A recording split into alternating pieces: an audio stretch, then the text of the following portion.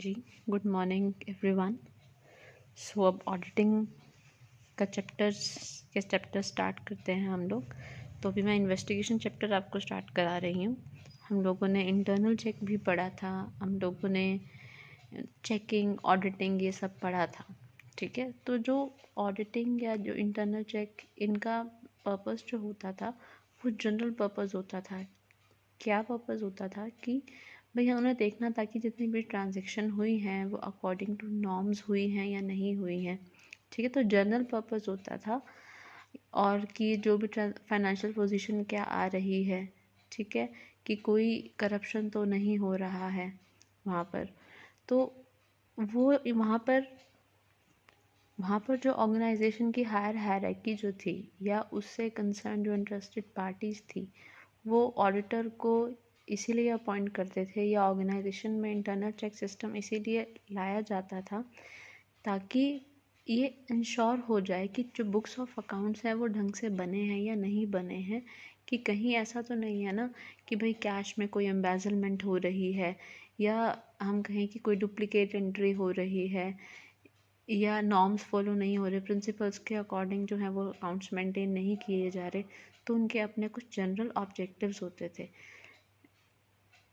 और ये देखना कि वाकई फाइनेंशियल पोजीशन जो है वो इंटरेस्टेड पार्टीज़ के लिए वो ट्रूथफुल जो है वो आ रही है, नहीं आ रही, प्रॉफिट सही शो हो रहे हैं या नहीं हो रहे, असेट्स और लायबिलिटीज़ सही से उनकी पोजीशन शो हो रही है या नहीं हो रही। अब बात आती है इन्वेस्टिगेशन की। जब वर्ड आता है इन्वेस्टिगेशन,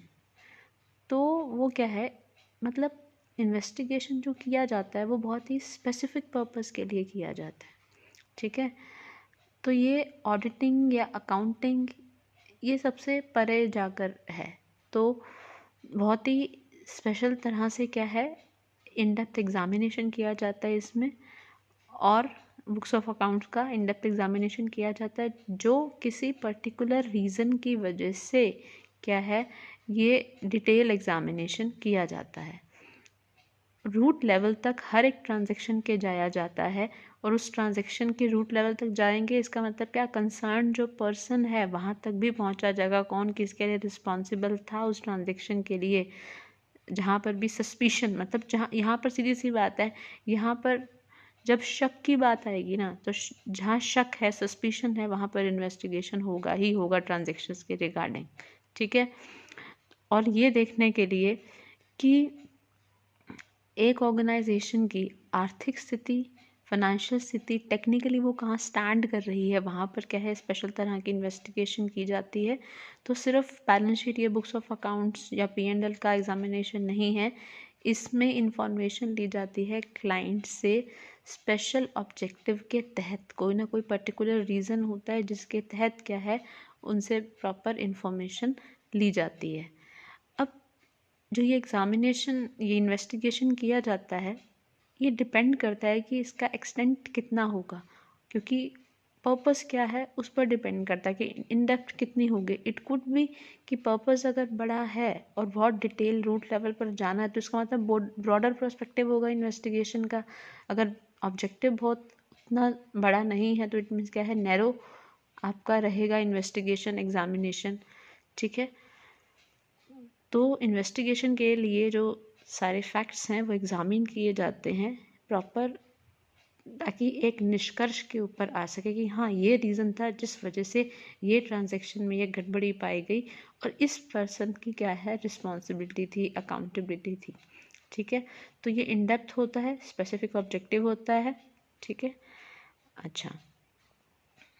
हमने बात की थी द स्पाइसर और पीगल के अकॉर्डिंग डेफिनेशन भी दे रखी है कि इन्वेस्टिगेशन क्या है, एग्जामिनेशन बुक्स ऑफ अकाउंट्स का एक बिजनेस की जो स्पेशल पर्पस की वजह से क्या है की जाती है। अब ऑन द आपने डेफिनेशन पढ़ी, और उसी के बेसिस पे अगर हम फीचर्स देखें तो क्या है, इन डेप्थ है, रूट लेवल तक चेक किया जाएगा एक एक ट्रांजेक्शन को, ठीक है। और सारी बुक्स ऑफ अकाउंट्स का एग्जामिनेशन किया जाएगा, और बुक्स ऑफ अकाउंट्स के साथ उनसे संबंधित जितनी घटनाएं हुई हैं या और मैटर्स हैं, क्योंकि ऑब्वियसली बात है ना, एक ट्रांजैक्शन का होना कई बार दूसरी ट्रांजैक्शन के साथ इंटरकनेक्टेड होता है, तो रिलेटेड जो चीज़ें हैं उनको भी क्या है, चेक किया जाएगा। स्पेसिफिक ऑब्जेक्टिव को फुलफ़िल करने के लिए हमेशा ये इन्वेस्टिगेशन की जाती है, हमने पहले ही बात की थी। और हमेशा एक शक के दायरे में, हमने कहा ना कि undertaken with a suspicious point of view, कोई शक रहता है कि हाँ भाई गड़बड़ क्या है, यहाँ लग रही है। ठीक है, कि हम बात करें कि भाई ऐसा है कि कैश ट्रांजेक्शन जो है ना या कैडर ट्रांजेक्शन्स हैं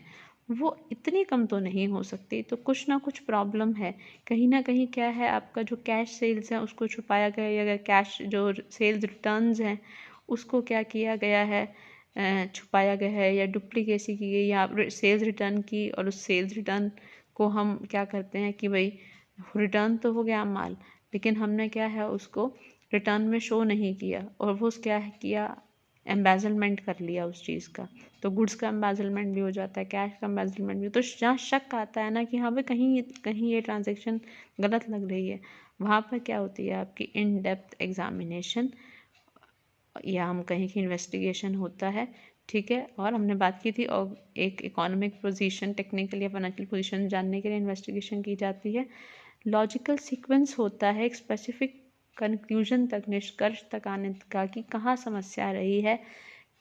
उसको सॉल्व करना है, तो किस किस कंसर्न्ड मैटर को भी साथ साथ उठाना पड़ेगा। तो प्रॉपर सीक्वेंस है कि भाई हाँ इस निष्कर्ष तक जाना है कि हाँ ये रूट कॉज था इस चीज़ का और ये पर्पस था। अब अगर रूट कॉज पता चल गया, ये पर्सन कंसर्न था इस ट्रांजेक्शन को करने के लिए, तो आप निष्कर्ष तक जा सकते हैं कि हाँ कि इस वजह से ये चीज़ हुई थी, अब इस मैटर को कैसे सॉल्व किया जा सकता है, वहाँ तक आप पहुँच सकते हो। अच्छा, तो हमने बात की थी कि अकॉर्डिंग टू आपका ऑब्जेक्टिव क्या है, तो वो इन्वेस्टिगेशन छोटी या बड़ी, दायरा जो उसका ब्रॉडर या नैरो हो सकता है। ठीक है, अब आगे बढ़ते हैं कि डिफरेंस क्या है ऑडिटिंग और इन्वेस्टिगेशन में। बेसिस ज़रूर ध्यान रखना जब भी आप डिफरेंसेस करें, और आपको बोला भी गया था कि एग्ज़ाम में डिफरेंसेस बहुत सारे आएंगे, तो हर डिफरेंस छोड़कर मत जाना किसी भी चैप्टर के अंदर। तो ऑडिटिंग और इन्वेस्टिगेशन में डिफरेंस क्या है, अगर हम बात करें इंक्वायरी की प्रकृति की, इंक्वायरी किस में क्या है आपकी ज़्यादा होती है, किस तरह की इंक्वायरी होती है। कहते हैं अगर ऑडिटिंग के अंदर क्या है, इंटरनल कंट्रोल ज़्यादा होता है कि हम पहले से ही वो क्या करते हैं, हर एक ट्रांजेक्शन को कंटिन्यूस बेसिस के ऊपर चेक करते हैं, क्योंकि उनको पता है कि हाँ चेक सिस्टम है और बेटर है कि पहले से ही क्या है साथ साथ है मैच कर लिया जाए। तो ऑडिटर जो है मे रिसॉर्ट टू क्या टेस्ट चेकिंग तक ही क्या है आपका सीमित रहते हैं। ठीक है, रेंडमली ट्रांजेक्शन्स को चेक किया जाता है, लेकिन इन्वेस्टिगेशन के अंदर वहाँ पर एग्जामिनेशन क्या है डिटेल में होती है, एक एक ट्रांजेक्शन को डेप्थ में एग्जामिन किया जाता है। वहाँ पर क्या है टेस्ट चेकिंग तक आप रिलाई नहीं कर सकते उसके ऊपर। स्कोप की हम बात करें, ऑडिट का जो दायरा है वो बहुत ही सीमित है। इसके अंदर जो क्या है आपका स्कोप ऑफ इंफॉर्मेशन या एक्सप्लेनेशन, हाँ इसके अंदर जो भी इंफॉर्मेशन वगैरह जो मिलती है वो वाउचर्स के थ्रू या बुक्स ऑफ अकाउंट्स के थ्रू या मैनेजमेंट के थ्रू मिलती है, जो भी इंफॉर्मेशन मिलती है। तो लिमिटेड स्कोप है, आप कुछ ही चीज़ों से क्या है इंफॉर्मेशन ले सकते हैं। लेकिन इन्वेस्टिगेशन के अंदर बुक्स ऑफ अकाउंट्स के अलावा बहुत सी एक्सप्लेनेशंस लोग आप मांग सकते हैं ऑर्गेनाइजेशन के बाहर से। डिफरेंट डीलिंग हैंड्स हैं एक ऑर्गेनाइजेशन के साथ, कई कई पार्टीज दूसरी ऑर्गेनाइजेशन जिनके थ्रू वो अपना आउटसोर्स करते हैं वर्क। ठीक है, तो वो इन्फॉर्मेशन बहुत बाहरी स्रोतों से भी ले सकते हैं। ठीक है, तो they don't have rely upon only कि आपके पास जो कागज़ी चीज़ें हैं क्या पड़ी हैं, उनका सब्जेक्ट मैटर कंसर्न अगर कहीं और से भी रिलेटेड मैटर मिलेगा तो वो लेकर आएंगे। कि इन डेप्थ एग्जामिनेशन जैसे सीबीआई वाले होते हैं, तो वो कहाँ से कहाँ तार जोड़ते हैं। ठीक है, तो उस तरह से क्या है इन्वेस्टिगेशन वो करते हैं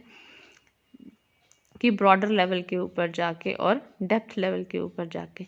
पर्पस ऑब्जेक्टिव क्या होता है, एक ऑडिट जो की जाती है उसका मेन पर्पस होता है एक्यूरेसी बनाना। ठीक है, हर तरह एक्यूरेसी हो, कंप्लीट हो, आपका जो काम है, आपके जो बुक्स ऑफ अकाउंट्स है कंप्लीट हो भाई, और अकाउंट्स क्या है रेगुलर बने भाई। मैथमेटिकल एक्यूरेसी चाहिए और कंप्लीटनेस चाहिए और रेगुलरिटी क्या है अकाउंट्स बन रहे हैं, ताकि जो इंटरेस्टेड पार्टीज़ है उनको अपनी जो डिजिट्स है वो प्रॉपर मिलती रहें। सिर्फ वो ये चाहते हैं कि कंप्लीट हो। इन्वेस्टिगेशन जो किया जाता है वो उनके कुछ परिस्थितियाँ होती हैं जिसके तहत क्या है इन्वेस्टिगेशन किया जाता है। उनको ये नहीं कि भाई एक्यूरेट की बुक्स ऑफ अकाउंट में प्रॉफिट शो कर रहे हैं, सही शो कर रहे हैं या कंप्लीट है, वो ये नहीं देखते। वो कुछ सिचुएशंस देखते हैं कि भाई ऐसा जैसे कैसे कि अगर मान लो, अब ऑब्वियस सी बात है, हमने बात की भी थी एक बार कि इन्वेस्टिगेशन जनरली अगर हम बात करें कि किसी share holder bunch of share holders को लगता है कि भाई ऑर्गेनाइजेशन जो है वो प्रॉफिट सेक्टर में तो कमा ज़्यादा रही है, ठीक है, मतलब ये तो बहुत तगड़े लेवल के ऊपर काम कर रही है, लेकिन ये शो नहीं करती है। जैसे कभी आपने देखा था कि जहाँ पर इनकम टैक्स की रेड वगैरह पड़ती है, अगर आपने शायद रेड मूवी थी अजय देवगन की, तो उसने वहाँ पर किसी पॉलिटिशियन या किसके मेन पर्सन के ऊपर देखा, वो छापा मारा गया था, तो कहाँ कहाँ से पैसा, मतलब छतों से पैसा, कॉइन्स बरस रहे हैं, ज़मीन के अंदर जो हैं वहाँ से निकाला जा रहा है, पिलर्स में से निकाला जा रहा है, तो कहाँ कहाँ उन्होंने छुपा कर रखा था। तो इसका मतलब कि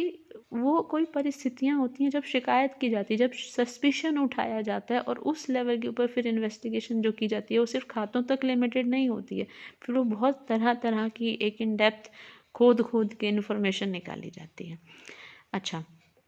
अब ऑन हुज बिहाफ ऑडिट जो की जाती है वो ऑनर्स के ऑर्डर के ऊपर की जाती है, शेयर होल्डर्स बोल दें या पार्टनर्स कोई बोल दें फर्म में कि हाँ भाई ऑडिट करो, ताकि पता चल सके कि प्रॉफिट सही हो रहे हैं या नहीं हो रहे, उनको अपना हिस्सा मिल रहा है, डिविडेंड टाइम पे मिल रहा है, पार्टनर को अपना हिस्सा मिल रहा है या नहीं हो रहा। उनको नहीं पता होता है कि बुक्स ऑफ अकाउंट्स मैनेज करना सबका काम नहीं होता है, उसने तो पैसा लगा रखा है अपना सिर्फ, ठीक है। इन्वेस्टिगेशन जो है वो ऑनर्स के अलावा वो कोई और भी कर सकते हैं, मतलब other than owners of the organisation वो लोग करते हैं, सच एज प्रोस्पेक्टिव बायर्स कि जो भाई कोई मान लो कंपनी को कोई ख़रीदना चाहता है, या कोई इन्वेस्टर है वो ख़रीदना चाहता है, या कोई इंश्योरेंस कंपनी है वो भी तो चाहेगी ना, ऑब्वियस सी बात है कि भाई क्या इसका जो वर्थ है पता चले हमें, या कोई पार्टनर आना चाहता है तो वो इन्वेस्टिगेशन कराना चाहता है, तो वो अलग अलग सर्कमस्टांसिस में अलग अलग लेवल का क्या है इन्वेस्टिगेशन होता है आपका। देखिए उन्हें कहीं ना कहीं इंश्योरेंस कंपनी को सस्पिशन होता है कि भाई वाकई क्या है, भाई अगर इंश्योरेंस है, भाई जान करके कई बार क्या होता है कंपनी के अंदर दिखाने के लिए, इंश्योरेंस की रिकवरी लेने के लिए आग वाग लगवा दी और माल दिखा दिया कि भाई एक्चुअल में तो माल था ही पुराना, उसको जलवा दिया, और इंश्योरेंस कंपनी देखे कि हाँ भाई चलो माल जल गया, बट देखो तो सही माल जो जला था वो कितने साल पुराना था, कबाड़ी जला के तुम्हें दिखा रहे हैं, ठीक है। तो इसलिए वो तो सस्पिशन था ना कि वाकई वो बुक्स ऑफ अकाउंट्स में वो कब का पड़ा था, और वो पूरी साइट के ऊपर जाएंगे, पूरा इन्वेस्टिगेशन होगा, ठीक है, इवन कैमरा से तक पूरा डिटेक्शन किया जाएगा, हर एक चीज़ का हर एक चीज़ का इन डेप्थ लेवल के ऊपर देखा जाएगा। अच्छा, पीरियड, तो पीरियड ऑडिट जो है फिक्स किया जाता है 1 साल या 6 महीने के लिए ऑडिट की जाती है बेसिकली, 1 साल या 6 महीने के लिए, और इन्वेस्टिगेशन जो है वो usually longer than period under audit, वो कहते हैं यूजुअली कवर फ्रॉम 3 से 5 साल के लिए, मतलब इन्वेस्टिगेशन जो उसका टाइम पीरियड होता है वो बहुत क्या है लंबा होता है, और सर्कमस्टांसिस पर डिपेंड करता है, ठीक है। तो इन्वेस्टिगेशन तो बहुत लंबी चल रही होती है कई केसेस में, कई केस होते हैं, ठीक है। अच्छा, नेक्स्ट है कंपलसरी। हाँ, ऑडिट कराना जो है अकाउंट्स को वो कंपलसरी है, और हर साल कराना कंपलसरी है। सर्कमस्टांसेस, स्पेशल सर्कमस्टांसेस को छोड़कर ये कोई लीगली नेसेसरी नहीं है। वहाँ पर लीगल नेसेसिटी थी कि आपको कंपनी के खातों को ऑडिट कराना है, यहाँ पर कोई लीगल नेसेसिटी नहीं है कि भाई इन्वेस्टिगेशन होगा। ये तो अगर मान लो एक स्पेसिफिक ऑब्जेक्टिव है, जैसे सस्पिशन की हमने बात की थी कि इंश्योरेंस कंपनी को शक पड़ा, ठीक है, या मैं वहाँ पर पैसा लगाना चाहती हूँ, तो मैं इंक्वायरी तो करूँगी ना पूरी, मैं पूरी की पूरी तफ्तीश तो करूँगी ना कि कैसे ही वाकई उसके काम इंटरनल लेवल पर हो रहे हैं, तो वो लीगली कंपल्शन नहीं है, एक्सेप्ट सर्कमस्टांसेस जो बहुत ही स्पेशल या स्पेसिफिक नेचर के हैं, तब वहाँ पर क्या होगा आपका इन्वेस्टिगेशन होगा। क्वालिफिकेशन, ऑडिटर को सीए होना बहुत ज़रूरी है, मैंडेटरी है, और ऑडिटिंग के अंदर ऑडिटर बनने के लिए। इन्वेस्टिगेटर के लिए चार्टर्ड अकाउंटेंट होना ज़रूरी नहीं है, इन्वेस्टिगेशन के अंदर सिर्फ क्या है आपका उनका एक्सपीरियंस अकाउंटेंट होना और क्वालिफाइड अकाउंटेंट होना ही ज़रूरी है, तो सीए की डिग्री ज़रूरी नहीं है इन्वेस्टिगेशन के लिए। यूटिलिटी, जो ऑडिट के कंक्लूजन निकल के आते हैं वो बहुत वाइड रेंज ऑफ, मतलब काफ़ी डिफरेंट पर्पस में यूज़ होते हैं, क्योंकि आपके क्या है P&L चेक किया जा रहा है, हर खाते चेक किए जा रहे हैं, सेल्स के बुक्स चेक किए जा रहे हैं, तो उनका अलग अलग पर्पज़ है क्यों चेक किया जा रहा है। लेकिन इन्वेस्टिगेशन जो होता है वो सिर्फ क्लाइंट ने जिस पर्पज़, जो एक कंक्लूजन, जिस निष्कर्ष तक पहुंचना था कि हाँ भाई मुझे पता चल गया कि इसका जो एक ऑर्गेनाइजेशन की स्टैंडिंग कहाँ पर है, ठीक है, अब मैं अपना फैसला ले सकता हूँ इस संदर्भ में। तो वो सिर्फ क्या है आपका, वो कोई वाइड रेंज पर्पज़ नहीं होता, एक स्पेसिफिक पर्पज़ को ही पूरा करने के लिए उसने इन्वेस्टिगेशन कराई थी और वो उसको निष्कर्ष मिल गया ताकि वो निर्णय ले सके, तो यूटिलिटी उसकी सिर्फ सीमित है। एटीट्यूड, एक ऑडिटर जो है वो एक गार्ड डॉग की तरह काम करता है, निगरानी का काम करता है। उसका जो है मेन पर्पज़ होता है कि भाई एरर्स ठीक करना या कुछ इरेगुलरिटीज़ हैं उन्हें ठीक करना। इन्वेस्टिगेटर जो है वो क्या है आपका, एक कहते हैं ना ब्लड हाउंड, हमने बात की थी ना, वॉच डॉग, वो निगरानी का काम करता है, उसका सिर्फ सीमित काम है उनका। और ब्लड हाउंड मतलब कि वो तो सिर्फ कि भाई ऐसे कैसे हो गया, सस्पिशन, बहुत शक्की तरीके से काम करेगा, क्रिटिसाइज तरीके से, भाई कुछ भी हो सकता है, कहीं से भी हो, उसको तो पूरा खोद खोद के कच्चा चिट्ठा निकाल लो, इसका पूरी कुंडली निकाल लो इस बंदे की। तो वो ब्लड हाउंड की तरह काम करता है इन्वेस्टिगेटर। ओके, क्योंकि वो तो जब ऑडिटिंग जो कराई जाती है वो तो ओनर्स द्वारा कराई जा रही है, भाई उन्हें सिर्फ एक अपना एक खाका देना है कि एक रफ आइडिया लेना है कि हाँ भाई ढंग से काम चल रहा है या नहीं चल रहा, प्रॉफिट्स आ रहे हैं या नहीं आ रहे, बस। क्योंकि उनको अपनी एक क्या कहते हैं ना सेल्फिश मोटिव है कि हमारा हाँ मॉनेटरी जो है बेनिफिट वो पूरा हो रहा है नहीं हो रहा, उसको देखनी है। अभी सस्पिशन है, शक की निगाह से ही देखेंगे, उसका तो पर्पज़ ही अलग है। इन्वेस्टिगेटर जो करवा रहा है इन्वेस्टिगेशन, इन्वेस्टिगेटर से जो क्लाइंट करवा रहा है उस क्लाइंट का पर्पस अलग है, तो उसका एटीट्यूड भी ब्लड हाउंड वाला होगा, सस्पिशियस, शकी। तो पोजीशन, एन ऑडिटर में ऑल्सो भी partial and not necessarily comprehensive. वो क्या होगा, ऑडिटर जो होगा, ऑडिट जो होगी वो क्या होगी, पार्शियल हो सकती है और एंड नॉट पार्शियल हो सकती है और नॉट नेसेसरी, और ज़रूरी नहीं कि वो बहुत कॉम्प्रिहेंसिव और वाइडर लेवल के ऊपर हो। Investigation can never be partial and has to be comprehensive. Investigation कभी भी क्या होगी आपकी, पार्शियल नहीं होगी, और क्या मतलब इनकम्प्लीट या पार्शियल नहीं होगी, हर किसी चीज़ को छोड़ दिया जाए, और वो कॉम्प्रिहेंसिव ही होगी, इन डेप्थली होगी, बहुत वाइडर लेवल के ऊपर होगी। तो पोजीशन क्या है, वो कॉम्प्रिहेंसिव नहीं है, पार्शियल है, वो प्योरली कॉम्प्रिहेंसिव है, वो पार्शियल नहीं होगी। Next is start. ये ज़रूरी है ऑडिटिंग के अंदर कि बुक्स ऑफ अकाउंट्स जो हैं वो कम्प्लीटली रेडी हों जब ऑडिटिंग की जाती है, ठीक है। इसीलिए ये eight the end of financial year की जाती है आपकी ऑडिटिंग शुरू।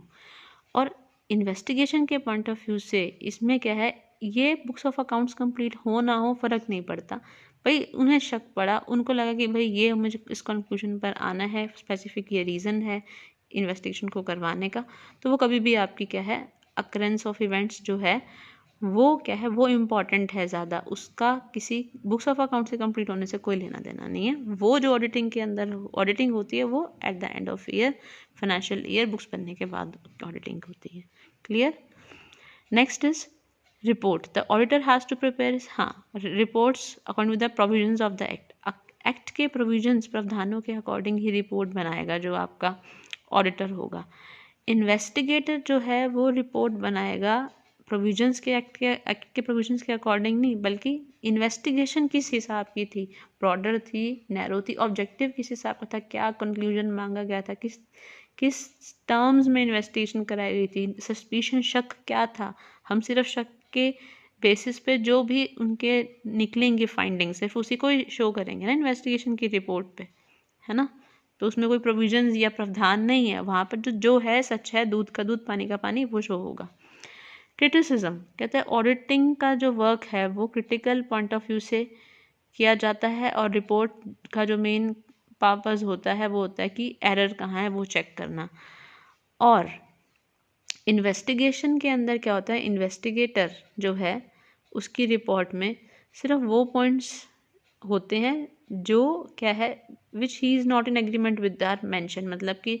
इन्वेस्टिगेशन की रिपोर्ट के अंदर वो पॉइंट्स होते हैं विच जो एग्रीमेंट के अंदर नहीं होते, मेंशन नहीं होते हैं, और वो कोई क्रिटिसिज्म नहीं कंसीडर होता उन रिपोर्ट के अंदर। मतलब ये होता है कि उनका रिपोर्ट होगी कैसे, क्योंकि सस्पिशंस के अकॉर्डिंग है, ठीक है, उसका एरर डिटेक्शन से कोई मतलब नहीं है। वो पॉइंट्स होंगे जो किसी एग्रीमेंट में होते नहीं, क्योंकि सस्पिशन क्या था कि भाई सपोज करो कि इंश्योरेंस कंपनी ने क्या करा, इन्वेस्टिगेशन कराया कि भाई इन्होंने इंश्योरेंस करा तो लिया था और इन्होंने अभी क्लेम मांगा है, और देखें तो सही चेक तो करें कैसे आपका ये जो लॉस दिखाया इन्होंने कैसे है, असल में है क्या, ठीक है। तो इसका मतलब कि वो पॉइंट्स नहीं होंगे जो एग्रीमेंट में मेंशन होंगे, रिपोर्ट ही अपनी अलग तरह की होगी वो, ठीक है। नेक्स्ट है इंक्वायरी एंड इन्वेस्टिगेशन। कहता है अब देखो, कंपनीज एक्ट 1956 जब आया तो उसके अंदर एक नया सेक्शन डाला गया था 1965 में। 1956 तो एक्ट है आपका, कंपनीज एक्ट अमेंडेड हुआ धीरे धीरे, तो 1965 में एक नया सेक्शन 227 सब सेक्शन ए डाला गया, जिसने क्या कर दिया, ऑडिटर के लिए कंपलसरी कर दिया कि उसको हर तरह की जो मतलब सर्टेन तरह की कुछ तरह की जो ट्रांजैक्शन है कंपनी की, उस ऑडिटिंग के दौरान क्या है उसे वो ट्रांजैक्शंस को क्या है इंक्वायर करना पड़ेगा, ठीक है। तो कंपलसरी कर दे कि इंक्वायरी क्या है उसको करनी पड़ेगी जब वो ऑडिट करता है। तो इंक्वायरी जो है कुछ मैटर्स की ड्यूटी है, लीगल ड्यूटी है हर ऑडिटर की इंक्वायरी करना। तो हाउएवर सेक्शन 210 कंपनीज एक्ट 2013 का कहता है कि सेंट्रल गवर्नमेंट ऑर्डर कर सकती है इन्वेस्टिगेशन के लिए किसी भी कंपनी को, अगर उसको डाउट हो कि भाई बहुत फ्रॉड या इरेगुलरिटीज़ हो रही हैं उस कंपनी के अंदर, तो वो इंस्पेक्टर को अपॉइंट कर सकती है, ठीक है। और ये क्या है आपका, हाँ मतलब जहाँ पर ये लगे कि इन्वेस्टिगेशन तो ये एक पूरा ही कंट्रोल वर्क है, रेगुलेशन की भी निगरानी वाला काम है ये, ठीक है। तो जो इंक्वायरी जो बेसिकली है वो क्या है आपका निगरानी वाला काम है। सरकार को लगता है कि अगर कोई डाउट वगैरह है तो सरकार क्या कर सकती है, प्रॉपर बिठा सकती है कमेटी, और भाई कोई मेजर फ्रॉड हुआ है, इरेगुलरिटी है, तो वो पूरा क्या है इंस्पेक्टर अपॉइंट करेगी इस इंक्वायरी को करने के लिए। तो कंपनी का जो ऑडिटर है उसका भी काम है कि इंस्पेक्टर को हेल्प करे, जो भी गवर्नमेंट द्वारा अपॉइंटेड है हर तरीके से इन्वेस्टिगेशन। हालांकि investigator has no such duty, हालांकि इन्वेस्टिगेटर की कोई ड्यूटी नहीं है ऐसी। तो बेसिकली यही कह सकते हैं कि अब जब अमेंडेड एक्ट आया है उसके अंदर सरकार जब चाहे कि फ्रॉड इरेगुलरिटी हुई हैं तो वहाँ इंक्वायरी वो बिठा सकती है, वो इंस्पेक्टर अपॉइंट करेगी जो इंक्वायरी करेगा, ठीक है। पूरा रेगुलेशन रखा जाएगा और उसको हर एक इन्फॉर्मेशन ऑडिटर को क्या है देनी होगी, ठीक है। पहले ये वाला काम जो था वो ऑडिटर ही खुद करता था कुछ ट्रांजेक्शन्स के रिगार्डिंग, बट सरकार ने अब अपना क्या है कि इंस्पेक्टर बिठा दिया। अच्छा, अब बात करते हैं कि इन्वेस्टिगेशन की ज़रूरत क्यों है। कहते हैं ऑब्वियस सी बात है कि कुछ रीजंस हैं जिनकी वजह से इन्वेस्टिगेशन क्या है की जाती है, ठीक है। सारे रीजंस को बताना क्या है आपका डिफ़िकल्ट होगा कि इन्वेस्टिगेशन क्यों की जाती है। बेसिकली क्या होता है कि भाई अगर कोई पर्सन जो कंपनी को या बिजनेस को, एक बिजनेस का एक बायर है, ठीक है, या उसकी कंपनी के शेयर्स हैं उसके पास उसकी कंपनी उस कंपनी के शेयर्स हैं, तो वो बुक्स ऑफ अकाउंट्स की इन्वेस्टिगेशंस के लिए ऑर्डर कर सकता है कि भाई एक कंपनी की वाकई अर्निंग कैपेसिटी इतनी है जितना वो मुझे पे करते हैं। अगर होल्डिंग मान लो मेरे पास एक कंपनी की 20% है, इक्विटी होल्डर हूँ मैं एक कंपनी की, तो क्या मेरे पास अधिकार नहीं है ऐसी इन्वेस्टिगेशन कराने का कि वाकई कैपेसिटी से फुल कैपेसिटी से काम कर रही है या नहीं कर रही है, क्योंकि ओनरशिप है भाई मेरे पास, मुझे टाइमली डिविडेंड ढंग से मिल रहा है। तो ये क्या सही तो बुक्स ऑफ अकाउंट शो कर रही है ना, कि पता चला ये तो प्रॉफिट तुम कमा रहे हो करोड़ों में, बट दिखा करोड़ों में नहीं रहे हो, दिखा नहीं रहे हो ताकि देना नहीं पड़े, तो कुछ भी हो सकता है। अच्छा, a person proposing to be a partner, अब एक मान लो फॉर्म में कोई पार्टनर बनना चाहता है तो वो भी तो चाहेगा ना कि मैं इंटरेस्टेड हूँ इस कंपनी के अंदर पार्टनर बनने के लिए, तो वाकई ये कंपनी ऐसी है कि वाकई इसमें पार्टनर बनना सही रहेगा, मुझे कुछ रिटर्न्स भी मिलेंगे, या पैसा मैं से फालतू में ही लगा रहा हूँ, तो इन्वेस्टिगेशन कराई जाती है। कोई भी बैंकर या कोई भी लोन देने वाला वो भी इन्वेस्टिगेशन के लिए ऑर्डर कर सकता है कि भाई लोन जो है वो क्या है, सही सिक्योरिटी के तहत जो सिक्योरिटी दी जा रही है, ऑफ़र की जा रही है, लोन मैं दे रहा हूँ इसके बदले में, वो सही है, उसको अगर बेचूं बाद में, ना मिले पैसा मुझे रिटर्न, मेरे प्रिंसिपल और interest amount timely compound interest से, तो मैं उस सिक्योरिटीज़ की भी इतनी वर्थ है क्या कि मैं उनको बेचकर वो पैसा क्या है ले सकूं। तो वो भी करा सकते हैं जो लोन देने वाले। इन्वेस्टिगेशन, बिजनेस इन्वेस्टिगेशन की जाती है अगर मान लो इफ़ वन इज़ कंसिडरिंग, वही कोई पर्सन इन्वेस्ट करना चाहता है तो वो इन्वेस्टिगेशन करा सकता है, इंटरेस्ट है उसका, सरकार जो है वो इन्वेस्टिगेशन करा सकती है। ठीक है, अगर उसको लगता है कि ये कंपनी के अंदर मिसमैनेजमेंट हो रहा है, कहाँ सत्यम के अंदर कराया था सरकार ने, तो पता ही चला था कि ऑडिटर ही क्या कर रहा था, ऑनर्स ऑडिटर के साथ मिलकर मिसमैनेजमेंट कर रहे थे, तो सत्यम को क्या सरकार ने टेक ओवर कर लिया था। ठीक है, फिर बाद में महिंद्रा ने लिया था, तो इन्वेस्टिगेशन कराई थी ना, पूरी सीबीआई की कमेटी बैठी थी, इतने टाइम तक वो इंक्वायरी चली थी, इन्वेस्टिगेशन चली थी। टैक्स अथॉरिटीज़ वो भी इन्वेस्टिगेशन करा सकती हैं ताकि प्रॉफिट्स ढंग से, करेक्ट प्रॉफिट्स पता चले, कि कई क्या होते हैं टैक्स इवेजन करते हैं, गबन करते हैं, टैक्स छुपाते हैं, तो वो भी करा सकते हैं। आजकल तो पैन नंबर से पता ही है ना हर ट्रांजैक्शन, वही ट्रांजैक्शन पैन नंबर के अकॉर्डिंग तो तुम्हारी दिखा रही हैं, लगा लो कि बिलियंस में, और तुमने जो प्रॉफिट्स दिखा रखे हैं या सेल या रेवेन्यू जो भी दिखा रखा है वो क्या दिखा रखा है मिलियंस के अंदर, तो फिर वहाँ तो टैक्स अथॉरिटी आएगी ना, भाई टैक्स प्रॉपर्ली पे ही नहीं कर रहे, छुपा रहे हैं टैक्स। ठीक है, क्रेडिटर्स ऑर्डर कर सकते हैं इन्वेस्टिगेशन अगर उनको क्या है शक है कि कंपनी सॉल्वेंट है या नहीं है, कि क्रेडिटर्स को भी तो अपना क्या है लोन चाहिए, प्रिंसिपल अमाउंट, लोन वापस चाहिए, प्रिंसिपल अमाउंट चाहिए, तो शक है कंपनी भाई इंसॉल्वेंट तो नहीं हो रही, दिवालिया तो नहीं हो रही, मेरे पेमेंट दे पाएगी या नहीं दे पाएगी, एसेट्स इतनी है क्या मैं उनसे बेच कर रीपे पेमेंट अपनी वापस ले लूँ। ठीक है, तो क्या है, और इन्वेस्टिगेटर्स क्या हैं, in order to calculate the amount of compensation payable in case of company closure of the business, हाँ वो ऑर्डर कर सकते हैं इन्वेस्टिगेशन, इन्वेस्टिगेटर्स जो हैं कि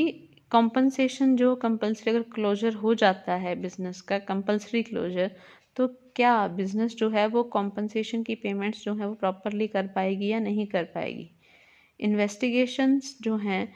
वो इसलिए भी की जा सकती हैं ताकि एक्चुअल में कोई लॉस सफ़र कर रही है कंपनी, जिससे इंश्योरेंस क्लेम्स, जिसके लिए इंश्योरेंस क्लेम फाइल किया गया था, तो लॉस एक्चुअल में सफ़र कर भी रही है या नहीं करी, जैसे मैंने इंश्योरेंस का केस बताया कि फेक भी कई बार ये शो कर देते हैं, तो वाकई हुआ नुकसान या नहीं हुआ, तो इंश्योरेंस कंपनीज भी क्या हैं इन्वेस्टिगेशन कराती हैं, इन्वेस्टिगेशंस की जाती हैं ताकि आप किसी ऑडिटर की नेग्लिजेंसी या उसकी डिसक्वालिफिकेशन की, वो ढंग से ही काम नहीं करा, तो वहाँ पर भी इन्वेस्टिगेशन करवाई जा सकती है, ऑर्डर किया जा सकता है इन्वेस्टिगेट करने के लिए सब कुछ,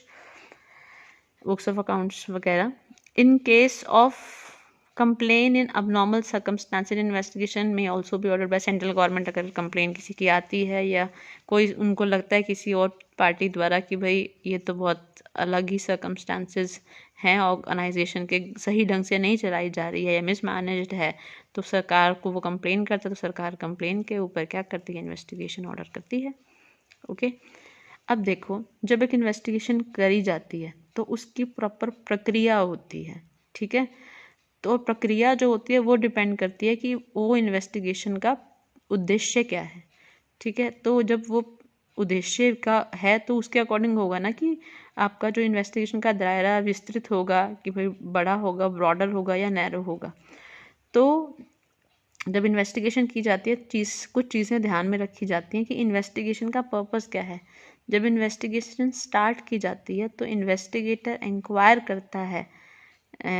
क्लाइंट से कि भाई आपका पर्पस क्या है, आप इन्वेस्टिगेशन जो कराना चाहते हो, रिटन इंस्ट्रक्शंस दो कि हाँ कि भाई ये रिस्ट्रिक्शन इस एक्सटेंट तक क्या है आपको एग्जामिनेशन कराना है, कि फालतू में मैं डिटेल इतना थोड़ी जाऊँगा, तो आप मेन पर्पस तो बताओ ना कहाँ इंश्योरेंस कंपनी तो बताए कि भाई आपको क्या है स्टॉक चेक करना है। ठीक है, तो क्लाइंट अगर इन्वेस्टिगेटर का क्लाइंट इंश्योरेंस कंपनी है तो वो बताया कि भैया आपको स्टॉक चेक करना है, ये देखो। ठीक है, आपको ये इस चीज़ें देखनी है कि वाकई स्टॉक कब कब आया था, इन्होंने जो ये आग लगी है ये इन्होंने दिखाया है कि भाई हमारा ये क्या है बाय फायर लॉस हो चुका है, तो देखो कि इनकी सेल कितनी कितनी कब कब हुई है। ठीक है, पता चले कि ये तो मटेरियल जो था जो जला वो बहुत पुराना था, इतना ओल्ड स्टॉक था और उसका तो कोई वैल्यूएशन ही नहीं है, और इन्होंने दिखा दिया कि भाई इतने का माल जल गया। तो वाकई मतलब कि तो ऑब्जेक्टिव क्या है क्लाइंट का, वो इन्वेस्टिगेटर पहले पूछेगा रिटर्न के अंदर, तो उसी एक्सटेंट के अकॉर्डिंग क्या है वो एग्जामिनेशन फर्दर करेगा। बिजनेस अब इन्वेस्टिगेशन करने से पहले वो क्या करेगा कि बिजनेस जो है वो भी डिटेल में स्टडी किया जाएगा, ताकि वाकई कि वो बिजनेस काम कैसे करता है, क्या क्या काम करता है, और फिर उसके अकॉर्डिंग नेचर ऑफ बिजनेस में ही जानोगे ना कि भाई उसमें तफ्तीश या जो इन्वेस्टिगेशन आप कर रहे हो वो किस लेवल तक की जा सकती है।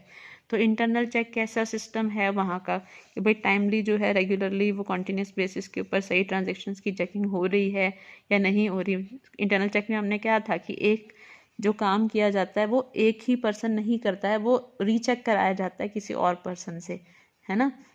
ये वही है ना, फिर पता चले कि एक ही पर्सन कर रहा है उस चीज़ को, फिर गवर्न भी होने के चांसेस हैं। तो वो स्ट्रॉन्ग इंटरनल चेकिंग सिस्टम है या नहीं है, प्रॉपर कंट्रोलिंग है या नहीं है, और अकाउंटिंग अच्छा। तो वही वही वही बात है कि नेचर ऑफ बिजनेस भी स्टडी करना पड़ेगा कि पहले से क्या किया जा रहा है एक ऑर्गेनाइजेशन के अंदर, कैसे मेथड ऑफ अकाउंटिंग फॉलो किए जा रहे हैं। डिटर्मिनेशन ऑफ पीरियड कहता है अब जब आपको इन्वेस्टिगेशन करना है, इन्वेस्टिगेशन स्टार्ट करने से पहले ये भी देखना पड़ेगा कितने साल के लिए इन्वेस्टिगेशन जो है वो की जा रही है। जनरली इन्वेस्टिगेशन डिपेंड करती है ऑब्जेक्टिव कितना भाई उसी या म्यूचुअल एग्रीमेंट में क्लाइंट के साथ कि भाई इतने टाइम के लिए इन्वेस्टिगेशन की जाएगी। तो इन्वेस्टिगेशन जो है उसका ऑब्जेक्टिव वाइड है अगर, तो पीरियड भी क्या लंबा होगा, ठीक है। और इन्वेस्टिगेशन का अगर पर्सपेक्टिव या जो ऑब्जेक्ट है वो छोटा है तो पीरियड भी थोड़े टाइम पीरियड के लिए ही क्या इन्वेस्टिगेशन की जाएगी, ठीक है। अच्छा अब देखो इन्वेस्टिगेशन का दायरा स्कोप वही बात है कि कितने लेवल तक कितने ट्रांजेक्शन्स चेक करोगे, किस कितना खोद के कहाँ से निकालोगे, तो वो डिपेंड करता है। तो नेचर ऑफ इन्वेस्टिगेशन काफ़ी एक्सपैंडेड फॉर्म में होता है। तो ड्यूरेशन तो जब देखते हो आप इन्वेस्टिगेशन का स्कोप कि कितना इन्वेस्टिगेशन करना है, तो आप नेचर ऑफ इन्वेस्टिगेशन देखोगे और उसका वाइडर लेवल देखोगे, इन्वेस्टिगेशन की ड्यूरेशन देखोगे, कितने टाइम पीरियड के लिए की जा रही है, बिजनेस का नेचर कैसा है, जो सब ऊपर आपने देखा उसे देखोगे, और कैसा मेथड है वहाँ की अकाउंटिंग का, कैसे चेकिंग पहले की गई है, ठीक है, और इंटरनल चेक कैसे है आपका। तो उस बेसिस के ऊपर आप क्या करोगे कि हाँ इन्वेस्टिगेशन का अब जो दायरा है ना भाई इतना कुछ मेरे को पता है कि ये ऐसी ऐसी चीज़ें हुई हैं, ठीक है, इतने टाइम में मुझे करनी है, ठीक है। तो मुझे इस बेसिस पे आप अपना दायरा इन्वेस्टिगेशन का कि हाँ इस लेवल तक मैं करूँगा ना तो मेरे को वो सारे कंक्लूजन्स जो हैं मिल जाएंगे। तो वो आपके इन्वेस्टिगेशन निकालने में ये फैक्टर जो है ना वो हेल्प करेंगे कि आपका दायरा क्या है, कितना होगा। पहले से ही अगर आपकी इंटरनल चेकिंग सिस्टम स्ट्रॉन्ग है, रिलायबल है, ठीक है, तो आपका दायरा भी थोड़ा स्मॉल होगा, ज़्यादा आपको क्या है अंदर घुसना नहीं पड़ेगा एक एक चीज़ खोजने के लिए। ओपिनियन ऑफ एक्सपर्ट्स अगर ज़रूरत पड़ती है एक्सपर्ट्स की ओपिनियन की, ठीक है, तो वो भी लिया जा सकता है इन्वेस्टिगेशन के दौरान। तो फॉर एग्जांपल ओपिनियन का मतलब अगर वैल्यूएशन ऑफ एसेट्स या वैल्यूएशन ऑफ स्टॉक के रिगार्डिंग ओपिनियन चाहिए एक्सपर्ट्स का तो वो भी लिया जा सकता है। ऑडिटर के साथ कांटेक्ट भी, उनकी रिपोर्ट भी मांगी जा सकती है रेफरेंस के लिए कि भाई उन्होंने क्या खाते में शो कर रखा था। अगर क्लैरिफिकेशन चाहिए ऑडिट रिपोर्ट के रिगार्डिंग कि भाई हाँ ये जो आपने फिगर्स दे रखी हैं तो इस पर पहले क्लैरिफिकेशन दो कि ये कैसे ये फिगर्स हैं, ठीक है। तो वार्तालाप किया जा सकता है कॉरेस्पॉन्डेंस ऑडिटर से, या पत्राचार यानी रिटर्न में या जो भी है वर्बली बातचीत की जा सकती है, या डायरेक्टली उससे कांटेक्ट किया जा सकता है मेल्स के थ्रू या डायरेक्टली भी, भाई हाँ ये जो भी रिपोर्ट्स आपकी हैं ये इन्वेस्टिगेशन हो रही है, आप इस रिपोर्ट्स को कैसे क्या कहते हैं ना दर्शाओगे कि ऐसे आपने कैसे रिपोर्ट बना दी, अगर मुझे लग रहा है कि फ्रॉड यहाँ पर हुआ है, हाउ यू कैन से कि रिपोर्ट्स एक्यूरेट हैं, ठीक है, और आपके जो खाते शो कर रहे हैं वो तो बहुत अलग ही फिगर्स शो कर रहे हैं, वहाँ पर तो ये शो कर रहा है कि भाई सेल्स रिटर्न जो हैं वो तो क्या है कंसीडर ही नहीं की गई हैं और एक्चुअल में सेल रिटर्न हुई हैं और वो बुक्स में शो नहीं की गई हैं, ठीक है। तो यहाँ पर तो एंट्री सिस्टम ही गलत है, तो आपने रिपोर्ट कैसे बनाई, अब मुझे क्लैरिफिकेशन दो। तो ऑडिटर से भी वो क्या है, क्योंकि ऑब्वियसली बात है ना ऑडिटर के साथ मिलकर घपले होंगे तो सरकार या कोई भी जो पार्टी है थर्ड पार्टी जो भी इंटरेस्टेड है उन बिजनेस के अंदर इन फॉर्म ऑफ इन्वेस्टिंग या लोन दे रखा है तो वो तो चाहेगी ना कि ऑडिट क्या कि सही पोजीशन पता चले। तो ऑडिटर के जो भी काम किए हैं वो उनको चेक किया जाएगा, उनसे कॉन्टैक्ट किया जाएगा सही है या नहीं है। To check the accuracy of the accounts, पुराने पिछले सालों के अकाउंट्स को भी क्या है प्रॉपरली एनालाइज किया जाएगा और करंट ईयर के साथ क्या है कंपेयर किया जाएगा। पुरानी रिपोर्ट्स को भी स्टडी किया जाएगा और अगर ज़रूरत पड़ती है तो उनको डिफरेंट सोर्सेज से भी क्या है सॉर्ट किया जाएगा, ठीक है, लेजर अकाउंट्स के अलावा। तो वहाँ से भी क्या है आपके पुराने अकाउंट्स को भी चेक किया जाएगा, वहाँ की रिपोर्ट्स भी चेक की जाएंगी। इन्फॉर्मेशन जो है डिफरेंट सोर्सेज से, पुराने लेजर्स वगैरह से सारी इन्फॉर्मेशन कि भाई कि एक्यूरेट लेवल के ऊपर आना है कि वाकई सही है या नहीं, ट्रेंड कैसे चल रहा था और अब फिगर्स क्या शो कर रखे हैं, तो पीछे भी मैच करना ही पड़ेगा ना। यूज़ ऑफ साइंस, जब इन्वेस्टिगेशन करते हैं तो अकाउंट्स जो हैं वो मार्क किए जाएंगे जो भी एज रिक्वायरमेंट, ठीक है। तो ध्यान रखा जाएगा कि सिंबल्स जो है वो क्या है, मतलब कि अकाउंट्स को सिंबल्स जो है डिसफिगर ना करें, ये ध्यान रखना पड़ेगा, ठीक है। और साइन भी देखना पड़ेगा कि कहाँ पर किस पर्पज़ के लिए कौन सा साइन यूज़ किया, ये पर्पज़ भी, ये भी मार्क कर कर रखना पड़ेगा, अलग से स्पेशल लिख कर रखना पड़ेगा। प्रॉपर वर्क प्रोसीजर, तो इन्वेस्टिगेशन जो की जाती है वो प्रॉपर उनका क्या रहेगा, एक सिस्टम रहेगा, प्रोसेस रहेगी, और क्या है रिलेटेड डॉक्यूमेंट, ये जो भी वर्क पेपर्स हैं वो उनको रखा जाएगा जब प्रॉपर आपका क्या है इन्वेस्टिगेशन की जाती है सेफली तरीके से। तो एक प्रॉपर प्रोसीजर होता है, सारे सिस्टमेटिकली सेफली हर प्रोटेक्शन तरीके से क्या है चीज़ों को रखा जाएगा। इम्पॉर्टेंट, हाँ, ये तो पूरी कार्यवाही जो है वो सही होगी, और ख़ासकर ये और ज़्यादा इम्पॉर्टेंट हो जाता है जब कोर्ट खुद ऑर्डर करती है इन्वेस्टिगेशन का, तो प्रॉपर सिस्टमेटिकली होगा, हर चीज़ अपनी जगह पहुंचेगी, सेफली वो सारे डॉक्यूमेंट्स रखे जाएंगे। कोई भी अगर कोताही या नेग्लिजेंसी बरती, वर्किंग पेपर्स वगैरह या एविडेंस छुपाए जाते हैं तो क्या किया, मतलब कि तो पेनल्टी वगैरह भी लग सकती है, ठीक है। कोई भी मतलब नेग्लिजेंसी होती है तो वो एविडेंस के तौर पर क्या है वर्किंग पेपर्स प्रस्तुत किए जा सकते हैं।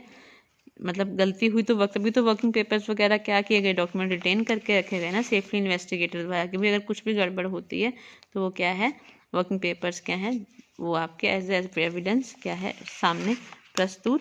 किए जा सकते हैं, ठीक है। तो सारे क्या है प्रॉपर प्रक्रिया के तहत होगी आपकी इन्वेस्टिगेशन। इम्पार्शियल चेकिंग, कहते हैं इन्वेस्टिगेटर का काम जो है वो किया जाएगा इम्पार्शियल, मतलब कि पार्शियलिटी नहीं होगी, पार्शियल तरीके से काम नहीं करेगा, किसी के साथ मिल जाए, ठीक है। तो प्रॉपर ईमानदारी से, डिलीजेंसी से काम करेगा, प्रिकॉशन लेके काम करेगा, ठीक है। और वो क्या है किसी के प्रभाव में परोक्ष या अपरोक्ष रूप से, प्रत्यक्ष या अप्रत्यक्ष रूप से क्या है उसके प्रभाव में नहीं आएगा कि हाँ चलो कमीशन के बदले में मैं गलत चेकिंग कर दूं। तो कोई भेदभाव चेकिंग करेगा, सही चेकिंग करेगा। सीक्रेसी मेंटेन करके रखेगा कि भाई जो इन्वेस्टिगेशन की जा रही है वो हर एक चीज़ जो होगी, जो भी इन्वेस्टिगेशन हो रहा है, क्या क्या उन्होंने चेक किया है वो बहुत सीक्रेट रखा जाएगा, ठीक है। और इस तरह से, हाँ, हालांकि अभी ऐसा भी नहीं कि आप उसको बहुत शक वाला इन्वेस्टिगेशन बना दो, सीक्रेसी अलग बात होती है, लेकिन शकी इन्वेस्टिगेशन बना दो, सबको शक होता रहे पता नहीं क्या हो रहा है, तो वो होनी सीक्रेट सी चाहिए, बट सस्पिशियस नहीं होनी चाहिए। रिपोर्ट, जब इन्वेस्टिगेटर कंप्लीट कर लेगा अपना काम, ठीक है, तो वो रिपोर्ट सबमिट करेगा क्लाइंट को, ठीक है। क्लाइंट कोई भी हो सकता है, it could be insurance company, it could be an investor, buyer, it could be government, it could be court. तो जो भी प्रोडक्ट रिपोर्ट बनाएगा वो सबसे इम्पॉर्टेंट काम है। तो जब रिपोर्ट बनाते हुए वो काफ़ी चीज़ों का ध्यान रखेगा, सारी डिटेल्स देगा, ठीक है। तो उसे काफ़ी चीज़ें ध्यान में रखनी है जब रिपोर्ट बनाते हुए कि जैसे इन्वेस्टिगेशन ख़त्म होगी उसे रिपोर्ट का जो काम है at to the end of सारी इन्वेस्टिगेशन ख़त्म होगी तो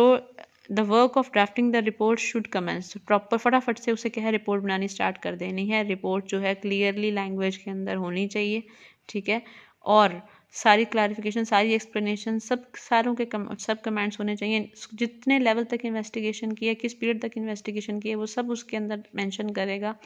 और उसको सारी इन्फॉर्मेशन गैदर करेगा जो भी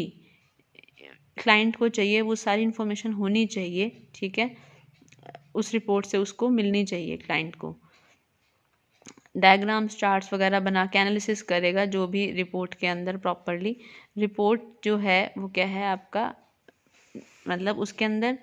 not contain any comment in nature of, मतलब वही है कि आप कोई सजेशन या कोई फोकास्ट मत दो, सिर्फ एक करंट सिचुएशन बताओ, सिर्फ ये काम है उनका। अच्छा, अगर की सस्पिशन बताया है वहाँ पर, तो आपसे कोई सजेशन थोड़ी मांगी है, तो क्या है आपका, तो कोई कमेंट नहीं होना चाहिए, कोई फोरकास्ट के बारे में नहीं होना चाहिए, ऐसा कुछ भी लिखा नहीं होना चाहिए एक्स्ट्रा। अगर एक एसेट टेक ली गई है पट्टे के ऊपर, लीज के ऊपर, तो वो लीज का ड्यूरेशन क्या है ये भी मेंशन करना पड़ेगा रिपोर्ट में। अगर लायबिलिटी से बचने के लिए तो मतलब कि एक ओपिनियन जो है वो भी एक एक्सपर्ट्स